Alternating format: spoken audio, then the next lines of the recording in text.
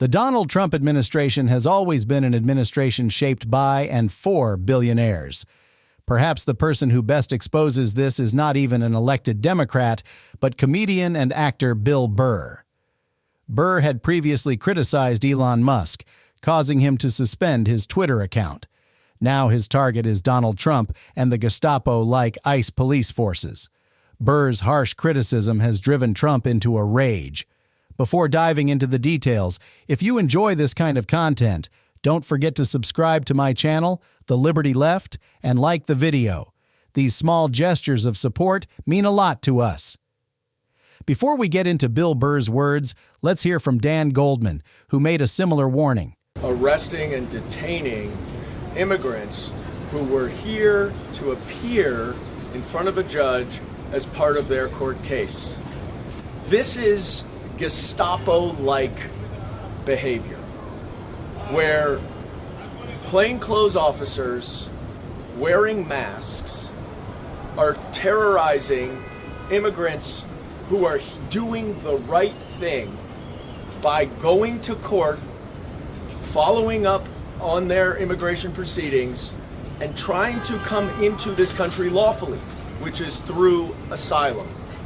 I worked with the Department of Homeland Security, I worked with ICE agents, I worked with Homeland Security's investigations. I have never seen any plainclothes officer wearing a mask.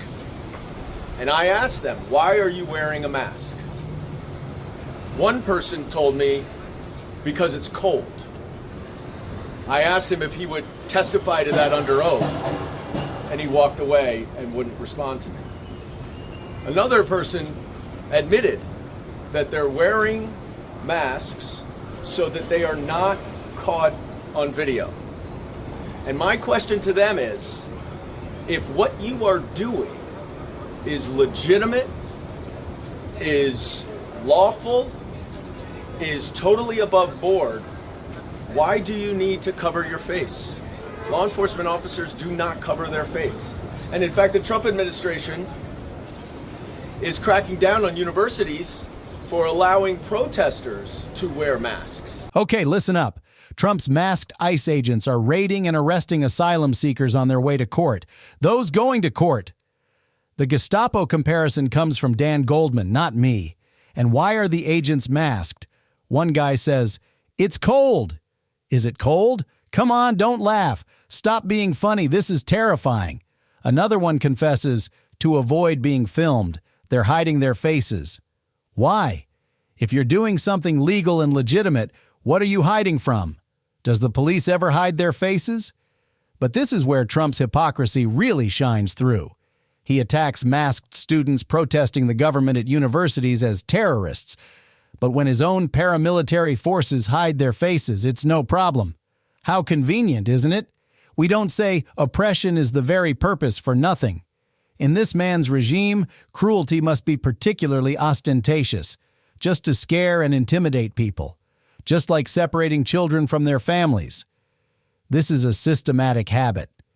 Let's emphasize this. A state power that hides its face behind masks is a cancer with no place in democracy. Didn't history teach us this? These images reveal the truth behind Trump's law and order rhetoric, a regime of fear, hypocrisy, and a machine of cruelty devoid of humanity. Don't forget this. Talk about it. The battle for the soul of this country is being fought right here. Interesting race. And then sadly, I saw these clips of ICE going in and just fucking ripping these people out of their homes, and mothers and grandmothers and children screaming, no warrant. If fellow U.S. citizens are like, what are you doing? They like intimidate them, arrest them and shit. This is like Gestapo type of stuff. And it just blows my mind that there's a certain ugly segment of the American population that's enjoying watching these families getting ripped out of their homes. And you somehow think that America is going to be better if this is done. Like, so what? So they took those people out. They're taking these brown people out that are living week to week. And somehow you feel like if they get them out of the country, your boss who's not paying you a living wage will suddenly start paying you a living wage. What would be a great thing is everybody read up on the history of these that have run these companies. They have not wanted to pay Americans a living wage ever. They've never wanted to pay us a living wage. And the only reason why they do is because there's laws. And the only reason why there is laws is because people died during protests to start unions. Look, there is a complete human tragedy unfolding here. ICE agents are raiding homes without court orders, arresting mothers and grandmothers in front of their children.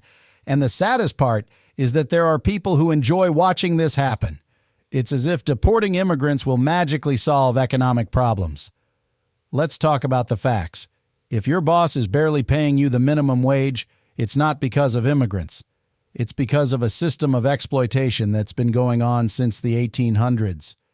History has shown us that companies never voluntarily paid fair wages. These rights were won through strikes, resistance, and even deaths. But now the same wealthy elites are distracting you by saying, "Look, there's your enemy, poor, helpless immigrants." Remember, if you can't pay your rent, it's because your boss prioritizes their profits over your well-being. This system deliberately pits us against each other so that the real exploiters can remain in the shadows. That's why these images are not just a stain on humanity. They're also part of a bigger lie. So why would the Trump administration want to dismantle offices tasked with conducting oversight of immigration enforcement and detention facilities? The simple answer is, without them, there will be no internal oversight offices to assess the legality of the Trump administration's policies on immigration enforcement. So what have the results been? Since Trump took office on January 20th, 9 detainees have died in ICE custody. In fact, in Trump's first month in office, more detainees died in ICE custody than at any time since fiscal year 2020. Congressional Democrats have engaged in oversight activities of immigration facilities across the country, from Florida, where a 44-year-old Haitian woman died in ICE custody, to Newark, New Jersey, where 3 of our Democratic colleagues visited an immigration detention facility to ensure the humane treatment of detainees. This wasn't about going in and breaking nobody out, y'all, especially when there were cameras rolling everywhere. That's not what they were there to do. Now, in a breathtaking act of executive obstruction of congressional oversight and the unprecedented weaponization of the Department of Justice, we have an interim U.S. attorney for New Jersey who for years has argued in court that Donald Trump is above the law. Listen, the Constitution is being violated here. The Trump administration is closing inspection offices at immigration detention centers. Why? Because it's easier to do business in the dark. There have been 9 deaths in detention since January, the highest number since 2020. A Haitian mother died, people are disappearing.